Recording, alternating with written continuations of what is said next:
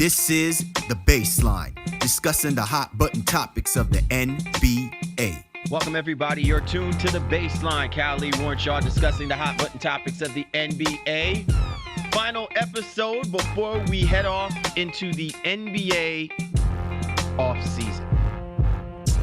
Unbelievable. Probably was more unbelievable is that the Cleveland Cavaliers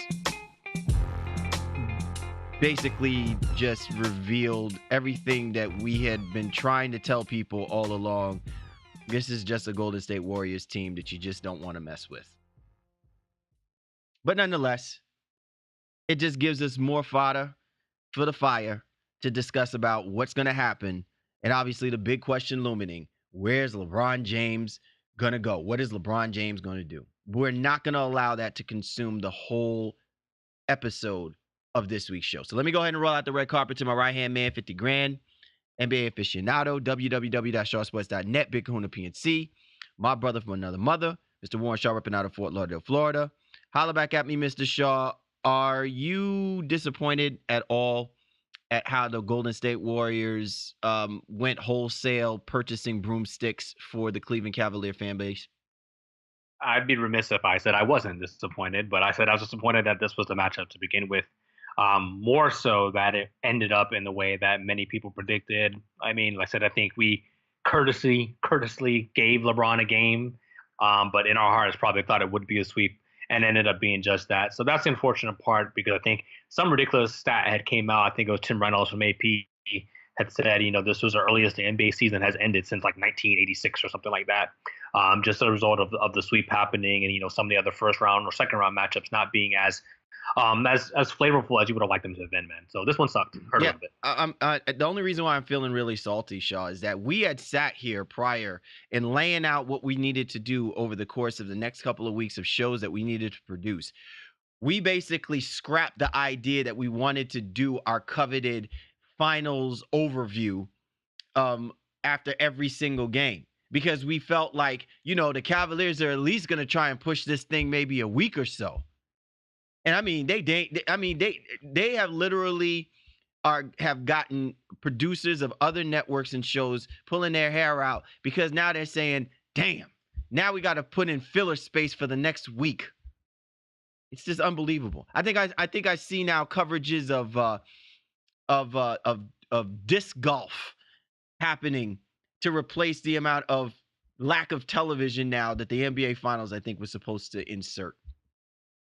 Yeah, well, unfortunately, again, when it comes to this type of situation, seeing a finals matchup for the fourth time in a row, seeing a team that basically got drugged into the finals, kicking and screaming by LeBron and his greatness, only to be just outdueled in a short amount of time by arguably the best collection of talent we've seen on an NBA roster. Again, for the second straight season. It just, again, it spoke to everything that is not exciting about, what the Warriors bring. But again, I'm not on that train where people are saying the Warriors win the NBA. As I said on the previous show, I feel like people have caught up. And it will be interesting to see what ends up happening over the next course of the year, obviously in this offseason in the summer, to see who catches up. And again, they kept saying themselves that it was the hardest for them to do. So I want to see now, can they come back and do it a third time as teams are starting to figure out the formula a little bit? All right. Well, listen, that is obviously going to be one of the things we'll discuss in a little bit. Clearly, the breakdown is going to be what happened in the NBA Finals, the wins, the losses, and what happens moving forward. And then we have our autopsy report in our segment of The Drop, where we basically try and discuss, which teams are, what paths now have been chosen for a team like the Golden State Warriors, who is now, two-time defending NBA champions, and the Cleveland Cavaliers, who, obviously the course of their organization is simply going to be held hostage based on the decision that LeBron James makes. So a lot of stuff to get into. And of course, we got to cover the coast to coast where some important news is obviously taking place off the basketball court. That's impacting the NBA. Once again, get at my man Shaw at Shaw Sports NBA, or get at me at GameFace Lee. The show's Twitter handle at NBA Baseline. Available on all the major platforms. You know where we are. You know how we roll. So we always encourage you, if you don't have access, download one of those platforms. Allow us to be your go-to resource as we get into the heart of everything that's happening in the association. You know how we do, and you know how we roll. It's time now for the breakdown. Time to break it down. Break it down to the bone gristle. Time now for the breakdown. Callie Warren Shaw of the Baseline NBA podcast. And topic of conversation for us this week on the breakdown is clearly the NBA Finals, the aftermath, so to speak. And listen, I think everybody understood that the Golden State Warriors were the superior basketball team going into this NBA Finals. I don't think anybody questioned whether or not the Golden State Warriors would exhibit the type of potential that this team has lauded for the last 2 years in what as how they're constructed. I think the bigger question, and maybe Shaw, I'm speaking out of turn here. I think the bigger question is what are we talking about with LeBron James and quote unquote the blueprint for beating this type of basketball team, right? Like we've seen when LeBron James controls the narrative, so to speak, post his first year playing as the Miami Heat, and he's playing next to guys who are willing to take a lesser role. And I think it replicated itself when he came to Cleveland. Guys like Kyrie Irving and Kevin Love were willing to take a lesser role. But amidst all of the greatness, the Golden State Warriors, the organization, and the players figured out a way to supersede that blueprint that LeBron James has been playing over the last 8 years. And now you got to wonder, what is the next move for LeBron James to usurp the trend of what we have seen now put on full display in this NBA Finals with the Golden State Warriors? I'm sure we're going to get to LeBron and the Cavs and, that whole situation in general. But I think I want to focus conversation for this portion of the segment, but just on the finals itself. So when you mention that, it's interesting because, you talk about guys willing to take lesser roles. Well, he needed guys to take larger roles on this roster, the way that it was currently built and established. And that just wasn't the case. I think Kevin Love played pretty well, all things considered. Defensively, he really struggled on some of the switches, but that's to be expected if he's having to guard Stephen Curry. And, a lot of guys are going to struggle on that switch one way or the other. But when it comes down to this overall roster construction and what we saw in the NBA Finals, especially, and I guess we haven't really had a chance to talk about it here on the show, but after the J.R. Smith debacle in Game 1, that set the tone. And LeBron's body language was different. Something came out after Game 4, in essence, the sweep, that he potentially fractured or broke his hand in some way, form, or fashion after being frustrated at the opportunity slipping away from them in Game 1. Overall, this roster just wasn't built well enough to do it. And then even when they played a game that they had a chance to win, they let it slip away. And that really was kind of the turning point before it even started. Well, I think this team was way too emotionally vested in LeBron James and not more invested in their own potential and what they're capable of. Look, the one thing that I think that stands out to me when I saw how everything played out in this series, because a lot of people were looking as, LeBron James, he's doing it all. I'm like, yeah, but does LeBron James really have to do it all?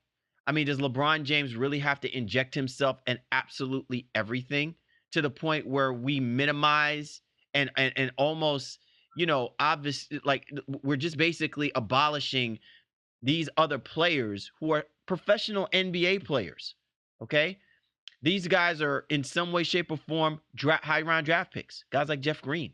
You know what I mean? Like, the problem that I had with this is we seem to go with the flow about what this Cavaliers team represented based on the matchups. When in every aspect of what we saw from what other teams gave them, it never truly enabled them to play at the highest level I think that they should have been playing.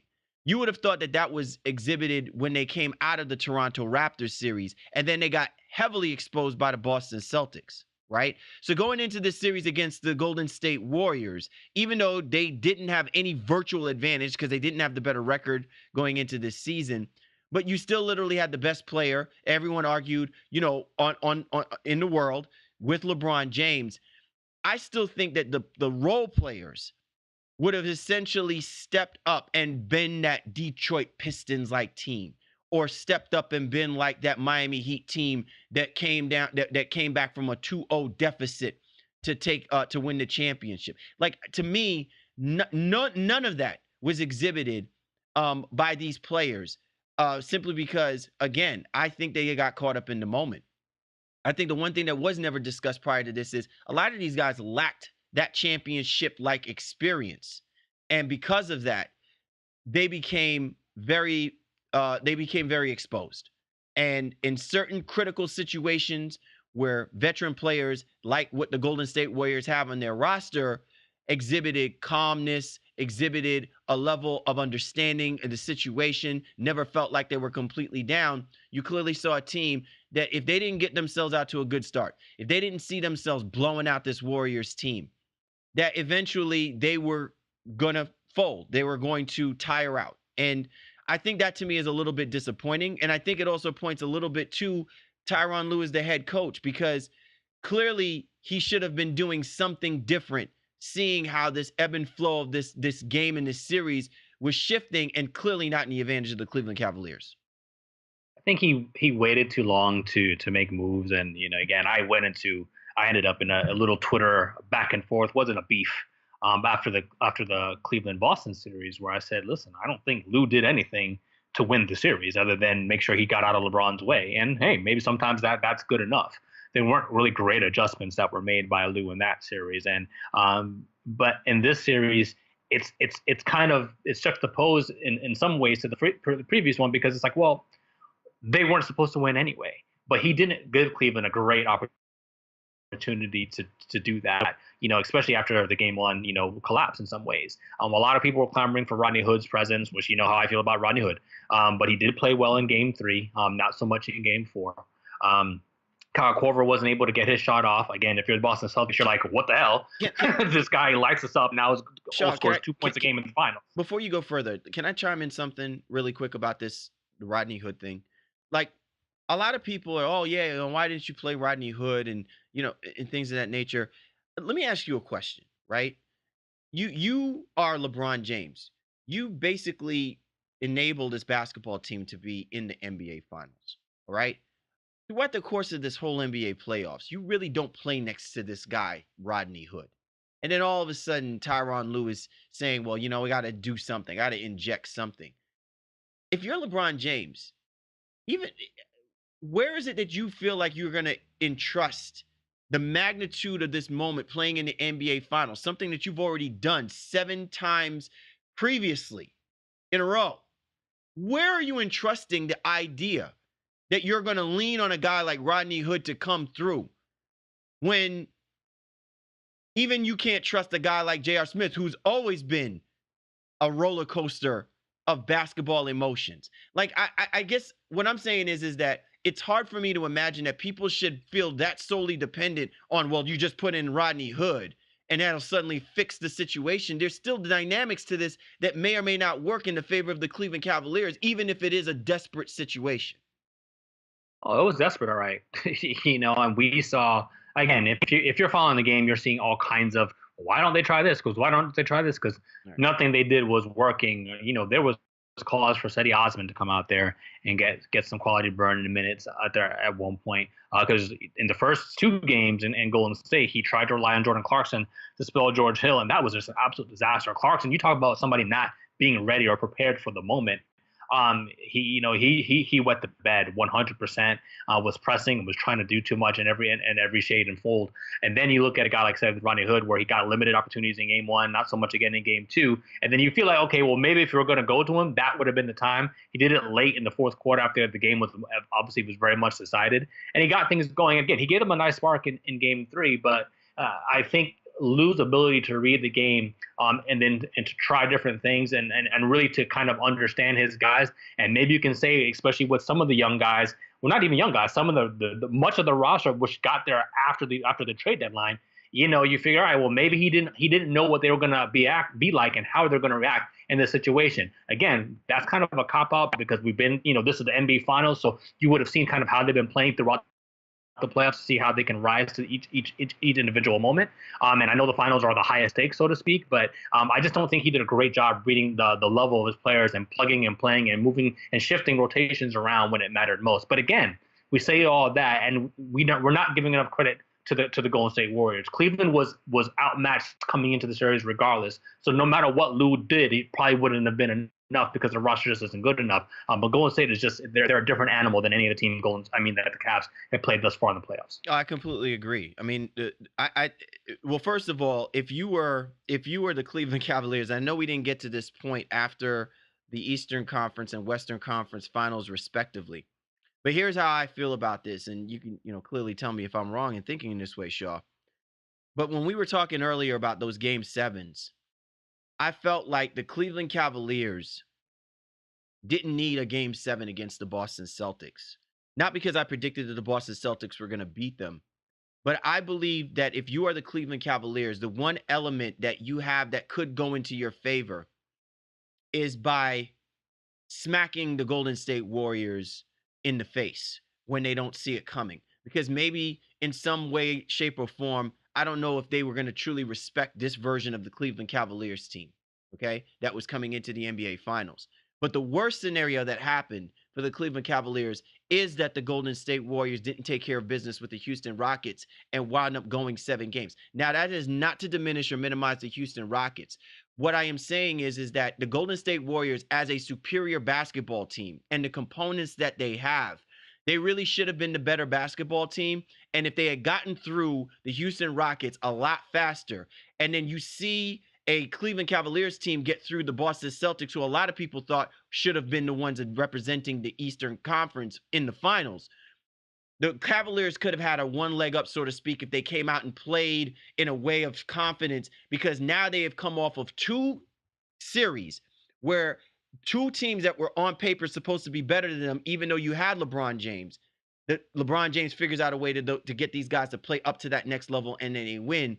And then you come into the finals and you're trying to smack the Golden State Warriors in the face. With the Golden State Warriors, I think them forcing themselves to have to win 2 games, and especially that game 7 on the road against a MVP candidate, James Harden. And yes, it was minus Chris Paul, but that had them with momentum going into the finals. That once they got over the Western Conference gauntlet, so to speak, then it's almost like smooth sailing, unless LeBron James went Super Saiyan level, taking this Cavaliers team to play at the type of level that the Golden State Warriors are playing coming out of the West.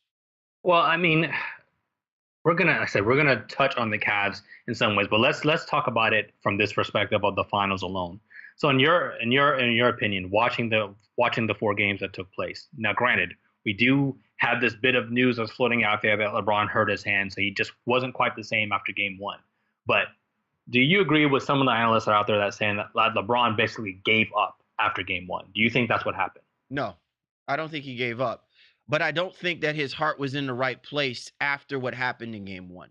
In other words, I saw a man who only trusted so much of his team in the same way that I think going into get the coming out of game 7 going into game 1. So, when you look at LeBron James, he to me is somebody that you really have to read very intrinsically to see, and gauge his level of interest in the guys that he plays with and the guys he wants to play for. And I think that that's something very, very different. And if you want to trace go look at the videotapes and look at how LeBron James played with Chris Bosh and played with Dwayne Wade. He also played for those guys, right? And you tell me if this is the same LeBron James that exhibited that same type of mindset after game 1. That doesn't mean that a player is giving up. It just means that his mentality about how he looks at his players, how he looks at his teammates is not on the same level. And I think that eroded in the way that he was trying to execute. I think it took away from the level of aggressiveness that I think people in Cleveland were hoping that he would exhibit all through the games in the finals. And to me, it's a glaring reminder that even the best player at the world facing up against in a 4-1 in a 4-against-1 fight, if he's expected to play next to some guys, he's asking those guys to even act like it matters as much as it matters to him. And sometimes when it's not the same that way, he's now searching in other places to find that motivation, to find that reasoning to keep driving and keep pushing. But he's not feeling confident that once he gets to that point with those guys, they're going to be there with him. Yeah, I agree. I don't think he gave up, so to speak. And yes, there are qualifiers. His body language was poor at times throughout the course of the series. I think especially in game two, where JR, you wanted to see what kind of funk JR was going to be in if he'd be able to get it out. A couple passes went awry. You'd see LeBron strump his shoulders and look and kind of shake his head and look a little bit aloof at times, but he was still going out there and putting up good numbers. And at the end of the day, I mean, he's the best player in the game. So, him even at 50% is still better than 95% of the NBA, which is a very, very telling stat to his talent level. But overall, yeah, I do feel the same way in essence where I don't think he gave up, but it was a hard sell, and maybe some reality set in a little bit. And again, his teammates just were not up to the task. But again, you have to credit, guys like Kevin Durant, guys like Steph Curry, even Klay Thompson, playing on the hurt ankle. I put that in air quotes because again, like that Golden State team is a juggernaut. And then after it, you hear David West coming out and chiming in and saying, "Listen, this team, it was the hardest we've ever had to do it." There's all kinds of things that may come out later on about this team and this roster this season and what we overcame. Nobody knows because we kept it quiet. But, he's alluding to like some big locker room secret that was going on within the team that I guess could have maybe pulled them apart in some ways. But either way, when you go for it man for man, body for body, this is a team that just outclassed Cleveland in every single way in the NBA Finals. Well, listen, there's so many factors that can easily tear a team apart. And then there's so many factors that can also bring a team closer together. I know people like to hone in on the idea that you're playing for the Larry O'Brien trophy and that's what, the outlier is. Sometimes it's not just about that. Sometimes it could be things that is within your family. Sometimes it could be about things within your culture. Sometimes it could be something that's not even directly related to the game of basketball that puts people in a better perspective about what happens when you accomplish the goal, when you achieve what's necessary, and when you kind of like take and you prioritize whatever arguments or whatever internal turmoil that's going on in order to see the bigger picture. I think the one thing that sticks out to me, and there's another component I want to discuss with regards to the finals in a second, but the one thing that really sticks out to me is, while LeBron James is heralded as one of the best all around players of our generation, and the way that he elevates even marginal teams, it does speak where we're going to always tend to question the balance that LeBron James gives you on the basketball court, if it really does make teams absolutely better, and to what level. And I think you have to start looking at that. Because the very next question that people are going to continue to ask is, if Kyrie Irving was still on this basketball team, what would this basketball team look like against the Golden State Warriors? Do we know if whether or not the same outcome of what happened to them last year would happen to them again, right? Because we don't know what Kyrie Irving would have been playing next to LeBron James, going through another 82-game season to get themselves to this point. It wasn't but a year ago that Kyrie Irving says, "We'll be back here again," and then about 2 months later, he's talking about, "I'm ready to exit, stage left, deuces," right? So this to me is the thing that I think speaks volumes about where LeBron James was and how exhausting an effort this not even the regular season, how exhausting an effort this playoff run was for him.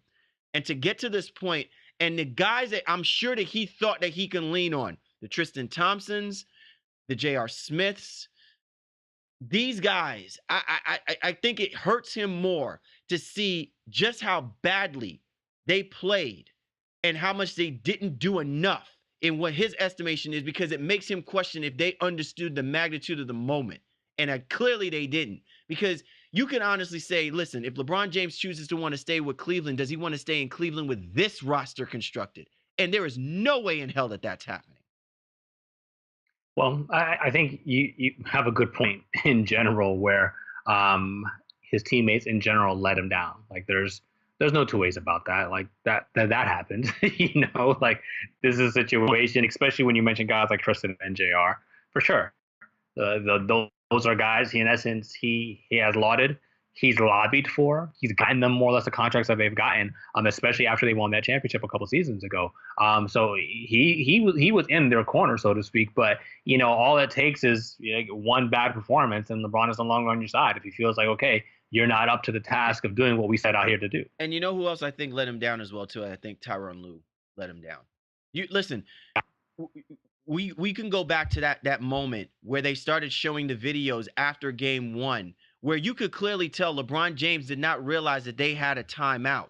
So if he wasn't involved in that conversation, which is really hard for me to believe, but if he wasn't involved in that conversation, that means George Hill was supposed to be involved in that conversation. J.R. Smith was supposed to be involved in that conversation. Tyronn Lue and the assistant head coaches should have been involved. And if once J.R. Smith had gotten that rebound, Tyronn Lue should have been running all the way from his side of the bench to the other side of the Warriors. Like he should have been basically rubbing shoulders next to Steve Kerr, demanding a timeout in order for them to draw up a play for them to try and win the basketball game in regulation.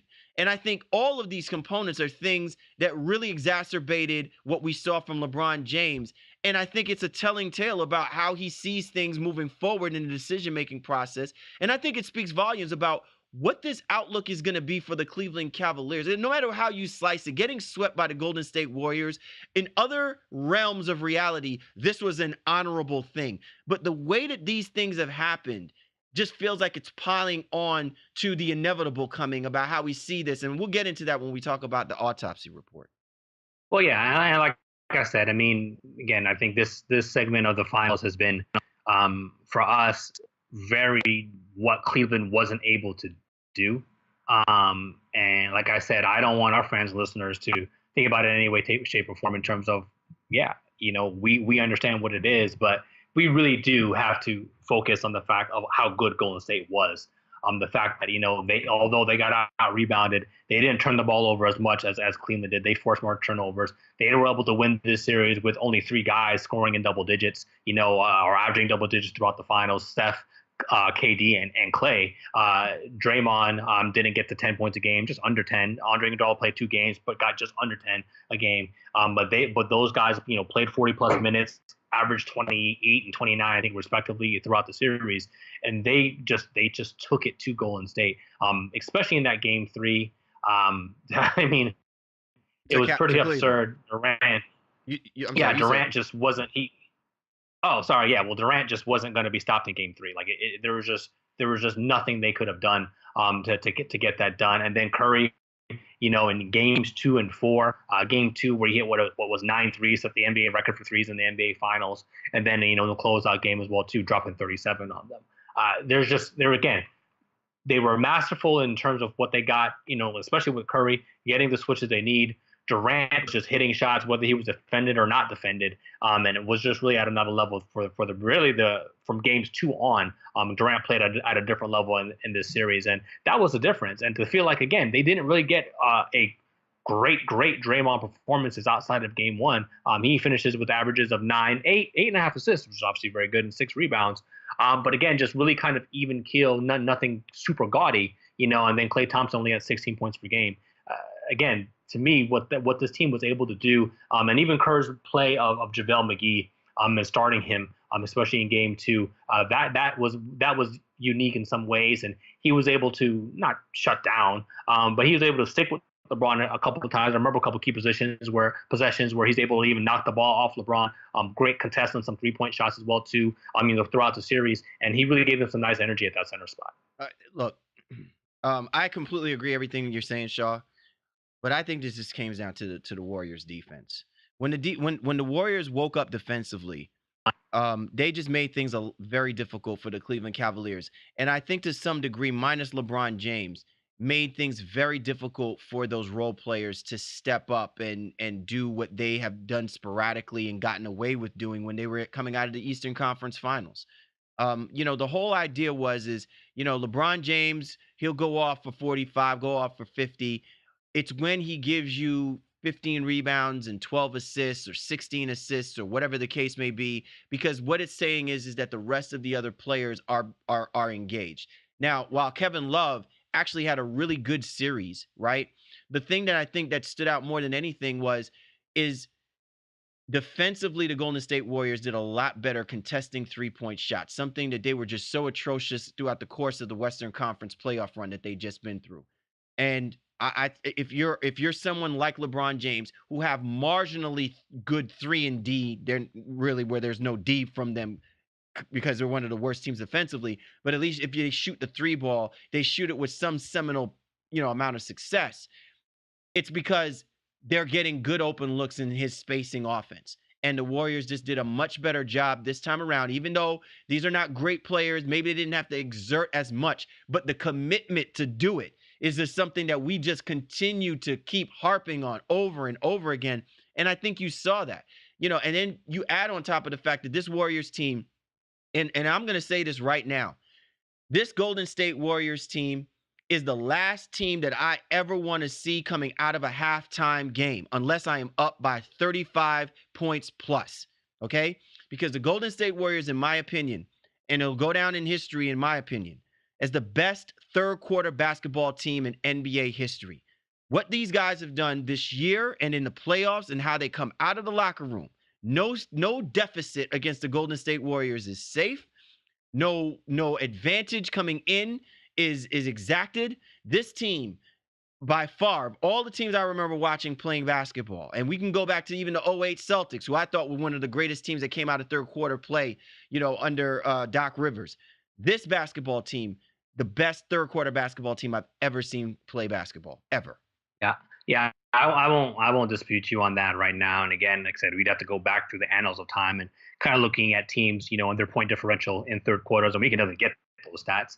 Maybe something we'll come back to. But I think right now with the eye test, we'll go ahead and I'll rubber stamp that, saying that, yeah, this is definitely the best that I've seen. They just come out on a different level where they can be coasting, and in that third quarter they turn it on and change the game over in a lot of ways. But you hit on another point too that I think is that very important to just kind of really go back over. And in terms of the 3-point shot, obviously Golden State has weaponized it over the last couple of seasons.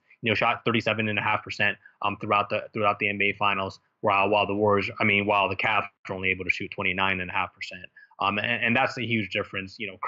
Curry took 53 threes over the course of the 4 games, and shot it at 40%. It was just way too much of a disparity with the three ball, in addition to Cleveland only shooting 40% overall from the floor, 41% from the floor overall. So, those types of things coupled with the turnovers, and then if you're not getting enough of the offensive rebounds to make Golden State defense really work, he said they're definitely destined to fail. And unfortunately, that's the way it went down. So again, kudos and our hats off to the Golden State Warriors for doing what they did. Kevin Durant, Steph Curry, really keeping their games at the elite level that they are. LeBron still led all scorers in scoring, led all players in scoring, led in assists, was right up there in rebounding. And how I want to close those, I want to ask you this one question about the Cavs and one question for Golden State.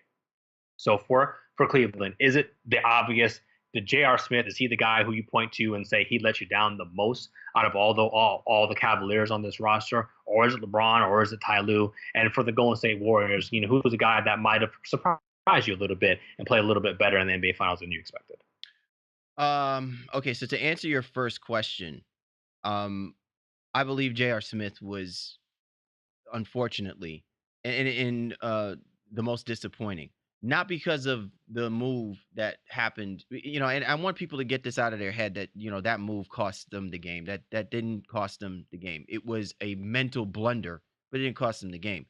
But I think it exhibits a rash of irrational thought process and play that J.R. Smith has exhibited, not just in the playoffs, but even up to the finals. And I think that because you're playing next to LeBron James, you can get away with that crap because you win. But then when it becomes an exhibiting factor in a role that you play on a team that you're already an underdog to, you cannot afford to make the kind of errors that J.R. Smith makes. And look, while he's a professional NBA basketball player, I have the utmost respect for him, and I'm in no way trying to denigrate him as a person, a player, whatever the case may be. I just think that in this moment, you've already been there. You've been there a couple times now. This kind of play that I saw from J.R. Smith just does not merit the idea that you, one, should be a starter, It doesn't matter the idea of all of that hoopling and hollering you're doing at the beginning of the season when you had Iman Shumpert and you guys were coexisting and you won a championship under those circumstances, that you deserve to be the starter, and yet you do nothing that exhibits the idea that you deserve to be a starter. And if you can't even make good on your play offensively, then you damn sure better pick it up defensively, which that just never happened. And I don't care, who you play next to. He could have played with the Golden State Warriors now that still felt the same way at the end of this.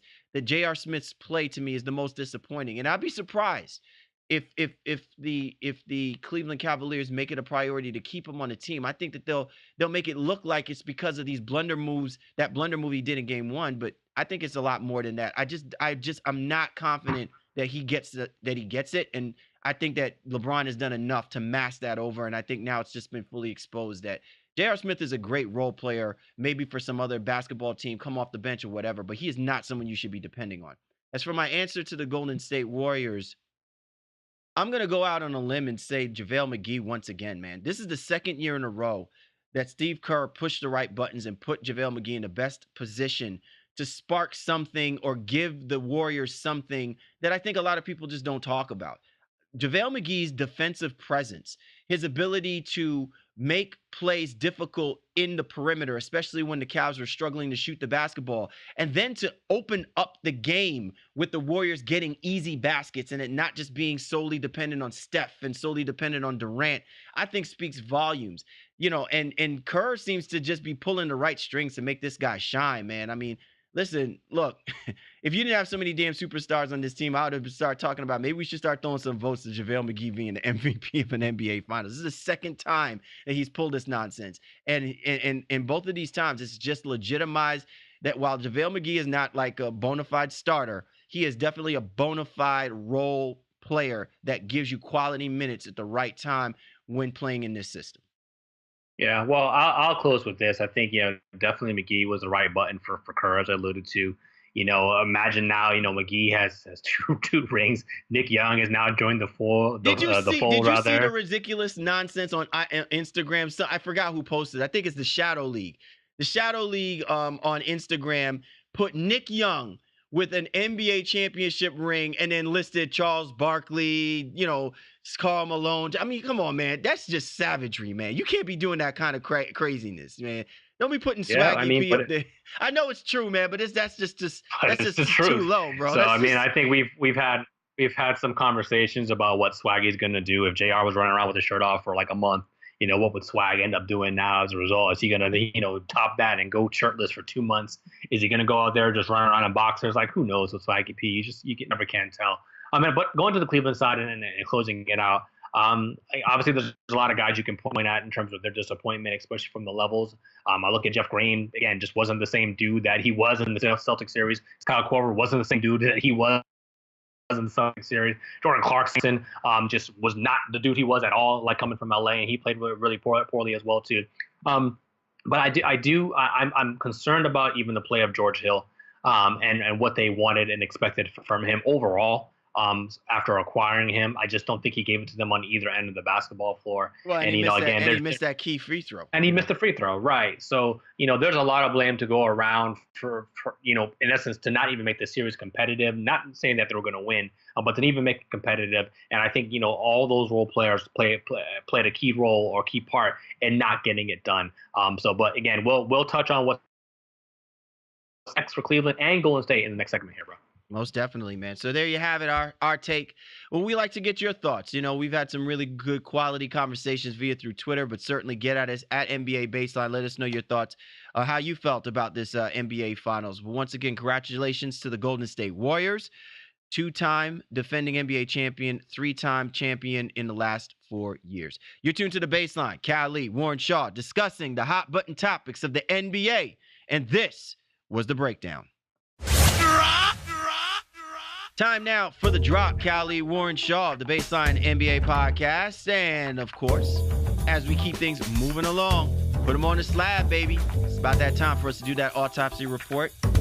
And since we are now officially done with the 2017-18 NBA season, the Golden State Warriors, Cleveland Cavaliers are next on line, or next on tap, so to speak. So let's first start with the Cleveland Cavaliers, Shaw. Listen, by every stretch of the imagination, this was somewhat of a disappointing regular season for a LeBron James led basketball team, simply because we've always expected them to be a 55 plus win type basketball team anytime you have the king in your courtship. But this is a basketball team that went through a lot, obviously, since the beginning of the season, a lot of change and turnover by the NBA trade deadline, and yet they found themselves competing for an NBA championship. Um, you know, I think we talked at length about all of the components that I don't think was right with reference to this basketball team. But the very big question is the moment this dude walked out off the basketball court was and they were starting a conversation by the time he's giving pounds with like 3 minutes left in the game. Oh, what's LeBron James gonna do? Where is he going next? So I guess there lies, the outlier here. The Cavaliers and their future is really predicated upon, how LeBron James holds the NBA world in the palm of his hands again. Yeah, he absolutely does. So let's start from the top. If LeBron leaves, Mark Stein and some others are reporting that Kevin Love is most likely going to be traded. Now, there's a good chance even if LeBron stays, Kevin Love is most likely traded. But the Cavs have no interest in trying to do it. I guess what a lot of teams try to do is in terms of a mid build. They would just tear it down and start all the way over. Really trying to see what they can do with that number, that 8 pick in the draft. Now, the problem for Cleveland is that they have no assurances. They're not going to get any information from LeBron until free agency starts. So they're going to have to make their draft decision just kind of winging it, trying to figuring out, all right, what do they feel LeBron is going to do? They're not going to have a legitimate answer from that. Conversations have already been rumored that they may offer Love an 8 pick to try to maybe entice LeBron to stay by acquiring another player. Can you trade Love an 8 for, I don't know, somebody out there and get another superstar alongside him and then see if you can kind of keep this thing going? Or is that something where you just scrap it all together, as I alluded to begin with? Contracts that are coming up: Rodney Hood, off the books. Jose Calderon, off the books. Jeff Green, off the books. Kendrick Perkins, blah, blah, blah. Not really relevant, but not on the books as of next year. You still have Kevin Love's 2 years, 2 years left on his deal, the second year being a player option. Tristan at 17.4, J.R. Smith at 14.7, Jordan Clarkson at 12.5, and Kyle Korver at 7.5. That's not a sexy lineup. It's just that's not what's up at all. So we have some decisions to make if you're the Cleveland Cavaliers, and I think a lot of it's obviously it starts with LeBron, but then outside of that, then it trying to trickles down to Kevin Love, and then I think we know the answer to this. I mean, I would never presume to be in the GM's mind, but Kobe Altman, I don't think you're going to be investing a lot of money in Rodney Hood. So therefore, this team is really looking at a potential crazy overhaul moving forward. But what pieces can they put together? And then I think obviously after this, we need to discuss, okay, where do we think LeBron could and potentially should go? All right, so here's my thing, Shaw, because you bring up Kobe Altman, and that's exactly where I'm going. How much confidence are you buying into Kobe Altman, given the kind of deal that he made in order to get you Rodney Hood, Jordan Clarkson, Larry Nance Jr., and George Hill? What kind of confidence do you give Kobe Altman if he's still playing in the LeBron game sweepstakes, so to speak? Like, how much of the dependency should be vested around the idea that they do have to wait for LeBron James to make a play, make a move for them to dictate the moves that ultimately I think we think Kobe Altman should be making. This is the ultimate gamesmanship because this is what LeBron did to Riley in Miami as well, exactly. too. He's just going to be like, I'm not going to tell you anything. Do what you need to do. Well, if Altman goes out there and sells off Love and the 8 pick and does something crazy, and LeBron's like, all right, well, you weren't trying to win. I'm free to go. You know what I mean? But then if they go and get him another star, so to speak, well, I never told you I was staying, but hey, good luck to you anyway. That is the juxtaposition, the complete pain in the ass that you have to deal with when you have the best player on the planet and potentially ever in the history of basketball on your roster. He holds you at his whim through and through, and you just have to try to make the best decisions you possibly can for your team and your roster. I, in my heart of hearts right now, do not believe he's going to stay. So if I'm Altman, I'm selling off my assets and trying to rebuild and get good as quickly as possible. Sell Love off to see maybe a potential buyer who might be willing to give me another pick, so to speak. Try to do my homework on that 8 pick and figure out, do I want Sexton, do I want Trae Young, or whoever might be available at that 8 slot. And then the rest of this roster, you're going to try to maybe sell off in some smaller deals as well too. Again, I just what are you going to do with Tristan Thompson now? I mean, just what's the point of this? What are you doing with Jordan Clarkson? I mean, he can be a decent player on a bad team if that's what you want. Cool. But if I'm Altman, I'm selling off these assets, not banking on LeBron staying. You bring up an interesting point, Shaw, with reference to Tristan Thompson, because Tristan Thompson represents pre-Kobe Altman, right? And maybe to some degree, I believe he represents pre-David Griffin. Um, you know, the thought process here is the Cleveland Cavaliers don't have any more of their core draft picks that they've kept, right? This has all been about the free agency play. And ultimately, you have to start wondering, where do you start from here? Now, do you buy into the idea of a guy like Larry Nance Jr. being a cornerstone type player? No. No, when I say a cornerstone, I mean a young, valuable player that you can kind of build up, and he can actually be an adequate player. Look, you did that with Tristan Thompson. Remember when Tristan Thompson came out of Texas? I mean, this guy had all kinds of, there's all this upside for him. I never completely bought into that. I felt like this guy was going to be a overhaul project to be NBA ready. And up to this point, we've seen it, unless he plays next to LeBron James, he's being overpaid, you know, to basically give you minimal work in spot minutes, right?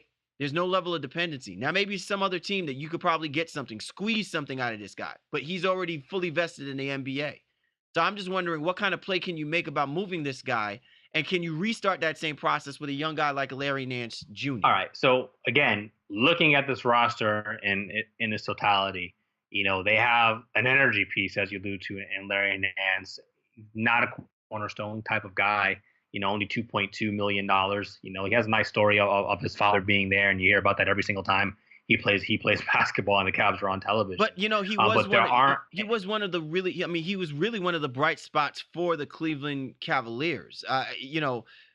He basically was a more energized Tristan Thompson. Just, it's unfortunate that, it didn't really mean anything because the position that he played was being compromised by the dynamic play of the opposition that he was against. Right, and I feel like in some ways you might want to invest in Larry Nance more than you'd want to invest in Tristan Thompson. But you have Thompson on your books for the next 2 years, no team option, no player option. That's just is what it is. You owe him $35 million, and you got to figure out what you're going to end up doing with that. And I just can't see there being a lot of buyers at that price tag. Even teams that are at the salary floor. And there's not a lot of those guys going into the summer. So I think you're kind of stuck with Tristan, and you got to figure out a way how and Larry Nance and he can coexist. Spelling each other, playing alongside each other is a disaster. Like, they can't do that. Neither of them space the floor. And that's where you have Love, but we just talked about them potentially wanting to get rid of Love, and you don't know who they end up bringing in as a result of it. To me, when LeBron leaves, or if LeBron leaves, I guess I should say, there is no real viable option to build around on this roster as currently constructed. Like, there's just nothing there. It's going to end up being whoever they draft at the number 8 pick, really and truly. Again, unless you keep Love and just say, all right, whatever, we are going to just try to be maybe squeak in at the 8 seed type of situation. Outside of that, like, there's just not a lot going on here that you want to invest in. George Hill is 32 years old. J.R. Smith is 32 years old. Jordan Clarkson's not good. So, I mean, really, what can you do with this team and roster? Do you try to convince Rodney Hood to stay? And as I said before, I'm not doing that. But do you want some guy to be a 16, 17 point per game guy and, be middling? Again, these are legitimate options, and these are things you can do. But when you're talking about, and I understand you can't just replace LeBron. Like, that's not something it's not even feasible. But there's nobody that's like, okay, I see this in a couple years. There's nobody on the roster like, I look 2-3 years down the line. All right, he can help us get there. That person doesn't exist currently for Cleveland. Yeah. So in other words, there's going to be a slow grinding process. And so with that being said, look, the Cavaliers just gave Tyronn Lue an extension. Is he that guy to, one, exhibit the patience to coach up and develop these guys? Because now I really think that we're going to start questioning how legitimate of a head coach Tyronn Lue is. It's interesting. I speak with a couple of my guys when we're watching, the NBA and the finals, and a lot of them are just absolutely. I mean, you talk about vehemently not being sold on Tyronn Lue. They were just like, oh yeah, LeBron carried him the whole way through. And I don't want to go that far with this guy, But I will say though that I am beginning to wonder a little bit about whether or not Tyronn Lue's ability as a coach, now that he does not have, all-star, superstar components next to him, where his patient level lies when it comes to now this type of rebuild process, because he certainly wasn't a part of something like this. Well, I think that's a great question. Really and truly, I look at Ty Lue and kind of equate him to Doc Rivers in some ways. And when the going gets hard, is that the guy you really want there to be? Funny Yeah, too. Funny he came up from underneath ah, he was part of the riverbed, right? So pretty much. You know yeah. what I mean? Like Let's see really how and far truly. down that Mississippi Delta he willing to ride that boat with, man. So So while he's saying, yeah, he's coming back and fully intends to be there and things of that nature, I think that's with the security blanket of LeBron being there.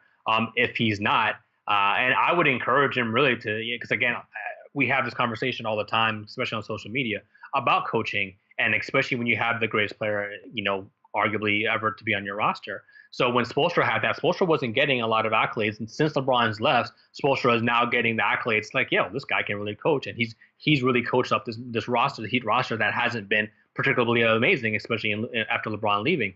I think Lou, for his own personal rep, while he was heavily lauded as a great assistant coach, all he had is LeBron and Kevin Love, and this is the first year he didn't have Kyrie Irving, so he doesn't know what it's like, and people can't judge his body of work without LeBron. And I think in some ways, and if it's important to him, if LeBron leaves, he should stay. To kind of see, okay, well, what type of player coach are you? Can you develop guys, under your system now and truly invest in a system that doesn't involve LeBron James dominating the basketball? So to me, there's a lot of equity he can build, I think, around the NBA community as a great coach. And I think there's still in many circles that saying he is a good coach because, well, he's gotten to the finals, every time ever since he's been there. But again, that's what LeBron James is. That's a big asterisk on any coach's mark or any coach's record. So I think he should stay if the Cavs end up having to do a rebuild. all right, when we look at this Cleveland Cavaliers team, Shaw, clearly there's a lot of work, and they're certainly going to be one of those teams that's going to have a lot of headlines, running against the blotter. Um, The black. blotter, not bladder, Oh, blotter. I said okay. blotter, not All right. bladder. All right. Do I need to articulate better? My apologies. I said blotter.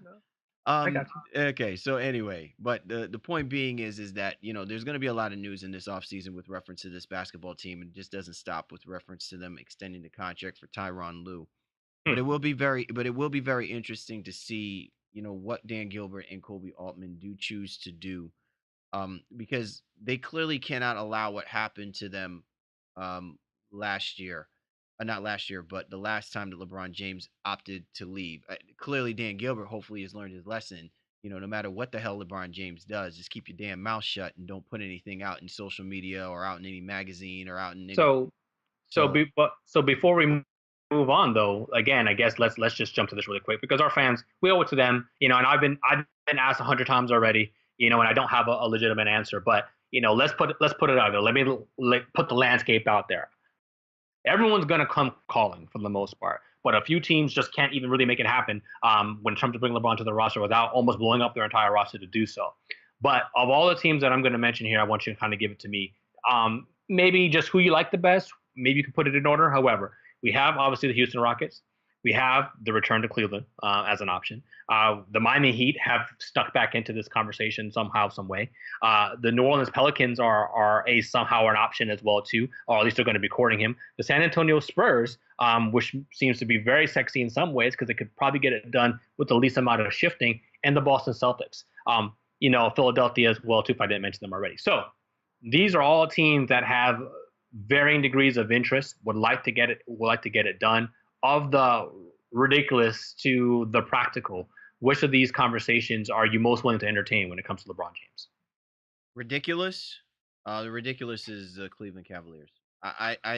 Unless LeBron James is willing to concede that he's a hypocrite, because I still do not see, and there's been no signs of the Cleveland Cavaliers showing me that they really and honestly have kind of learned their lesson about how they go about doing things, especially when it comes to LeBron James. I think that they've appeased each other to achieve the ultimate goal for both sides, right? So you're Gilbert. putting the Cavs at no chance. I'm putting the Cavs at no chance because I just don't know if I genuinely feel that Dan Gilbert has shown me and exhibited any level of contrition to what LeBron James basically did and has gone through. That doesn't mean that I'm saying LeBron is in the right of everything. I'm just saying that I just still see that visceral relationship between him and Dan Gilbert. And Kobe Altman to me is just not, he doesn't have enough cachet to carry that weight between the both of those guys. Like maybe David Griffin, if David Griffin was the GM, I would entertain it because I think David Griffin ultimately would have had that pull. But you could clearly see that this has been happening. This was in the making. That they're going to basically force LeBron to either concede or for him to bust a move. And I think he busts a move. All right. So then I forgot about the Lakers as well too. So I mentioned all those teams out there. So Cavs have no chance. Now, which of all those teams do you think has the best chance to make it happen? Of the teams that have the best chance, I think the Houston Rockets. Okay. I just think that Daryl Morey is a favorable type of GM executive. I also feel like the Chris Paul play speaks volumes. I think that we've already worn out the idea that LeBron wants to stay in the Eastern Conference. I think that narrative has played itself out. I don't think it matters anymore. I think that the Golden State Warriors have changed the narrative about, what's the best route for you to get it. Either way, it just looks like it has to be through or over them. So if LeBron feels like it's about playing next to the guys that he feels like, I feel like maybe that LeBron in some ways is feeling a little altruistic too. He's like, yo, Chris Paul is one of those dudes that deserves a chip. You know what I'm saying? And if the Houston Rockets are going to do right by Chris Paul, I think that Daryl Morey will go that extra mile to try to sell the idea of playing LeBron, Harden, and Paul. And if that is the case, then I think that puts them in a it puts them in very good company to make a legitimate run for finals. Okay. Well, they have probably the hardest path again, unless Paul is willing to sacrifice some. I'm gonna go with as the ridiculous. I think the Celtics one is ridiculous. I don't think there's really a chance of that happening, just simply because of the Kyrie Irving factor alone. And if it does, well then color me bad. It totally delegitimizes what people have gotten over about LeBron James when he initially left the Cleveland Cavaliers to go play for the Miami Heat.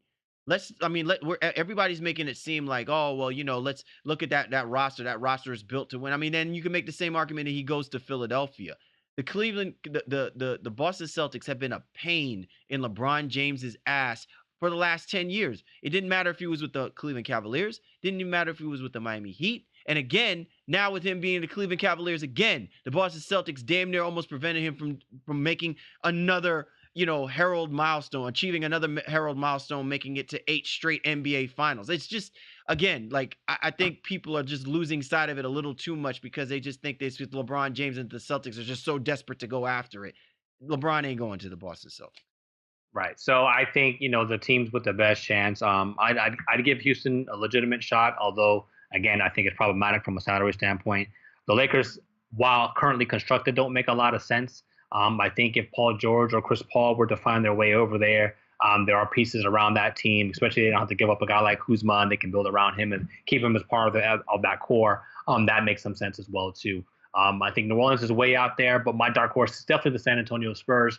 They'd have to just get rid of a couple guys who I don't think they want to keep anyway. Danny Green and or Rudy Gay have to go, and I think they can make that happen.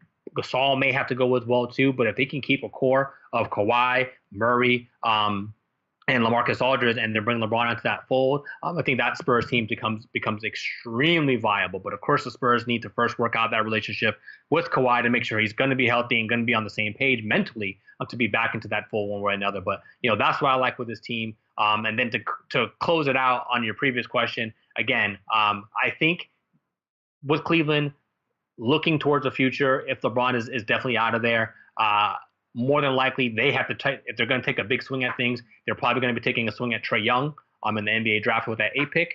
Again, if they don't move it with love.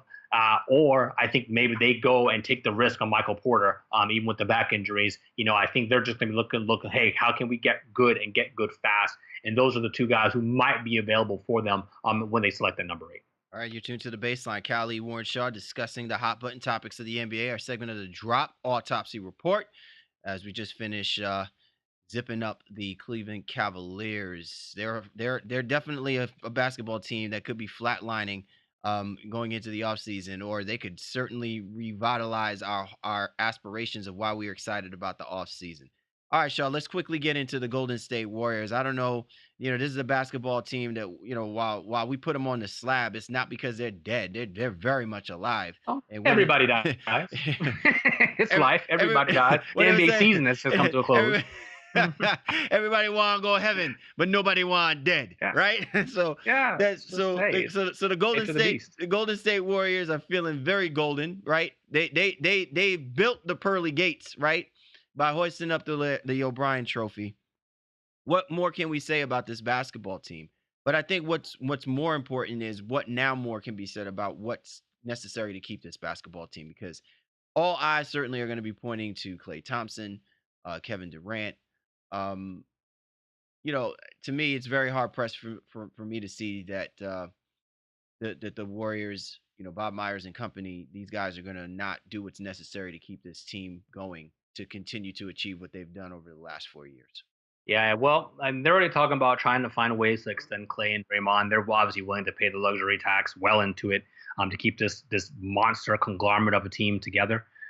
So they got Iggy signed up for the next 2 years. That's a good situation. Durant said he's returning, so I don't know if that means he's returning and he's opting into 26-2, or if he's returning and then just going to make them pay more money in the cap right now. So money doesn't seem to be the issue for Golden State. It really is about, okay, can they fill out the rest of this roster? Nick Young, Pachulia, David West, McGee, Kevon Looney, Patrick McCall, all those guys are free agents. You're going to be looking at an expanded role for Jordan Bell next year. Quinn Cook's also a free agent. So how can you get these guys, or at least half of those guys, back on affordable deals, and where they're not all, maybe in the exception of Nick Young or Zaza Pachulia, like they'll take veteran minimums. David West will take a veteran minimum to come back, I'm sure. But Bob Myers has already said, listen, we got to figure out a way to get younger. And the only way you can get younger, they do have one draft pick. I think it's 28 right now.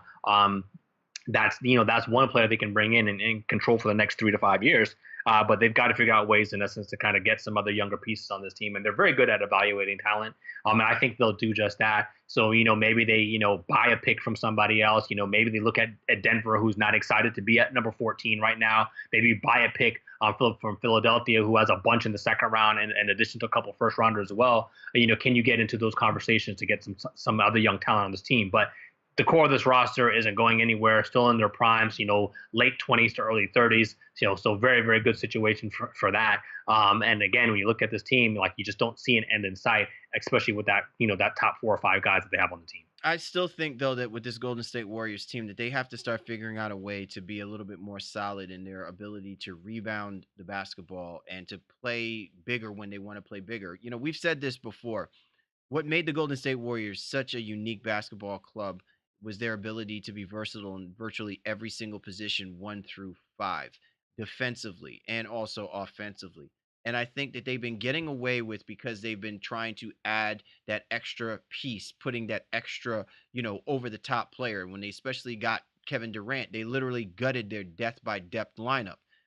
If there's this expectation that they want to go younger, I hope that the focus on that talent of going younger, while Kevon Looney is a great versatile type of guy, he's still not a legitimate 5 guy. You can't put him in there to play up against those rough riders like Tristan Thompson or guys like Boogie Cousins or Anthony Davis's. He still, to me, is a little bit raw on that side and is undersized.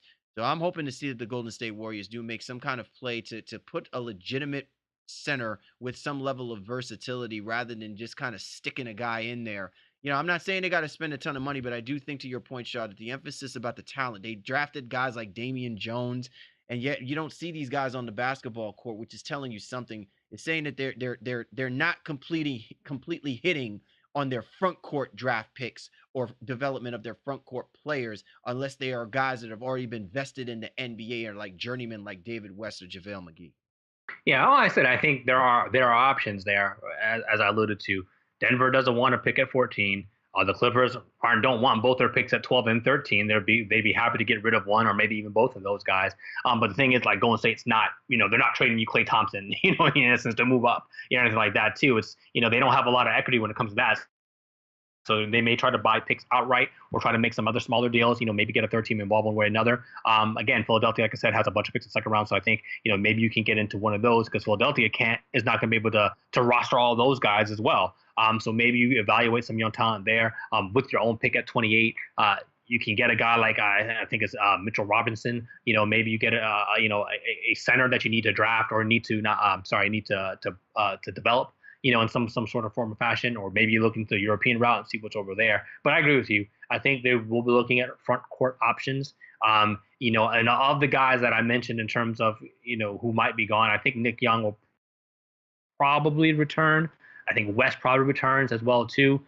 Not too sure about McGee, but I think a guy like Patrick McCaw and maybe even Quinn Cook as well. I think those two guys are, they help fill out the roster at minimum salaries. All right, finally, Shaw, and really quick because we didn't get an opportunity to do this back when we did our breakdown discussion, but the NBA Finals, Steph Curry, Kevin Durant. Kevin Durant gets his second consecutive NBA MVP Finals. I was curious on your take. Do you think that Steph Curry deserved it? Again, it was a push. It can go either way. If I was a voting member, I probably would have given it to Curry because he hadn't gotten one. And I know there's a lot of controversy in the first championship, the guy with Iguodala getting it for the way he kind of shut down LeBron, so to speak. Durant deserved it last year. And Durant had better overall statistics. If you look at points, rebounds, and assists types of situations. Curry's performances, again, Durant's game 3 was electric, but Curry's performances overall was probably more electric throughout the course of the series. So again, I would have been fine with Curry getting it, but Durant, again, overall numbers were better. And, you wonder if that could cause any type of turmoil or beef, but they're happy they're collecting chips, man. And, they're just going to keep it moving. Most definitely. All right. Well, congratulations to the Golden State Warriors. 58 wins in a regular season. Certainly nothing to sniff at. But they did a whole lot of sniffing when they swept the Cleveland Cavaliers en route to winning their second consecutive NBA championship, their second championship out of 3 years, third championship out of 4. You're tuned to The Baseline. Kylie, Warren Shaw discussing the hot button topics of the NBA. And this was The Drop. Coast to coast. Time now to go coast to coast, discussing the news in the association. You ready to rock and roll, Mr. Shaw? Absolutely, man. Let's ride. All right, Brian Colangelo decides to resign, and the Sixers GM is now search is in place, right? So how are we feeling about the Sixers getting this right? I think they'll take some time. All reports are Brett Brown will go ahead and continue operations through the draft.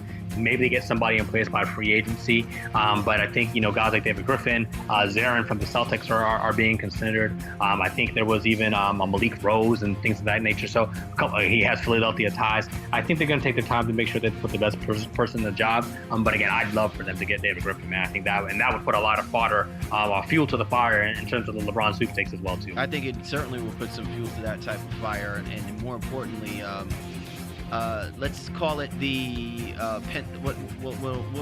what's the main street out there in Philadelphia? I don't know. I forget where it is, but we'll just call it a Rocky 5. We'll call it a Rocky 5. David Griffin and the boys trying to get LeBron James to come out to Philly. Out in Phoenix, the Suns are seeking to try and acquire another top 10 pick for this upcoming draft. Is this something that we should be feeling good about if you're the Phoenix Suns? I think in some ways, yeah, because it would signify that they may be trying to diversify some of that talent. They may be offering some sort of 2-for-1s. Are they going to try to trade, Chris and Bender or Alan Williams and some, you know what I mean? Like, I think they're going to be trying to get rid of that logjam that they've kind of created for themselves one way or another. They still need to get rid of that Brandon Knight contract as well, too. So as long as they're keeping number one, if they're trying to get into get a top 10 draft pick, in addition to that, to me, that signifies to other guys on this roster, some of the young guys on this roster, maybe also be on the move. All right. And finally, Shaw, Kenny the Jet Smith, man, he's been rumored in a lot of, different positions. The Knicks position, to be, I think a few years ago he was rumored, when talks with the Cavs. And it's interesting because now the Detroit Pistons have met with him about their head coaching position. And I'm a little sketchy about the idea of Kenny Smith coming off, from the TNT booth to then become a head coach rather than saying Kenny Smith coming off the TNT booth to be maybe in one of the executive positions for a basketball franchise. Yeah, I'm a little surprised too. I mean, I think I have nothing against Kenny. He's, obviously held down his job for a long time, knows the game, has relationships, And he all knows those to things. jump Make in sure- and out of screens. He knows he jumps in and out of screens so exquisitely. I just don't Yeah, know God whether or not help us with that. that exudes having a lot of expertise or experience being a head coach.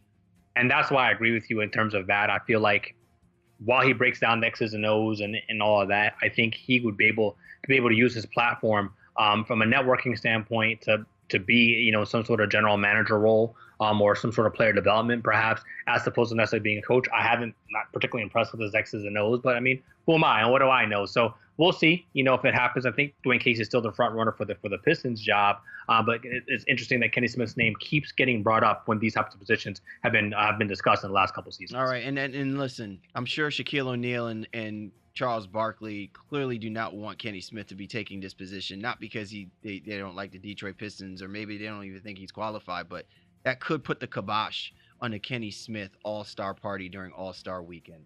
Well, I don't think so. I think Kenny's still going to want to party one way or the other. It's going to become an all-star tradition. But these are things we're concerned about, right? Yeah, listen. There's images in the that you got to keep up with now. Once you take that head coaching position, he's got to live the Van Gundy life. So awesome show this week, Shaw. A lot of stuff that we covered, man. But what a way for us to end off the regular season, and now it's time for us to do our thing for the off season, brother. Oh, man. Again, I want to thank each and every single one of our fans and listeners who have stayed the course with us through an exciting journey that was the NBA season. I hope you all been catching all the Game of Zones as well, too. Those were pretty fun, especially that last one if you didn't catch the one to wrap up. And I think this basketball season has been one for the ages. We saw a lot of things, although the ending was what a lot of people concluded or thought it would be. Nevertheless, it was still a fun ride, and we'll see what happens, over the summer. Free agency around the corner, NBA draft even before that, and a lot of great conversations and storylines are going to unfold over the course of the next couple months here before the season tips off again in October. Most definitely, man. So once again, we'd like to thank you and yours for catching us and tuning in with us. Hey, it doesn't stop. We'll be here in the off season, giving you the breakdown of things happening with the draft, with free agency pickups, with trades, summer league, all that good stuff, man. We here, you know that, you feel us. For the Baseline, Cali, Warren Shaw, we appreciate you guys. You know we do, and we'll catch up with you next time.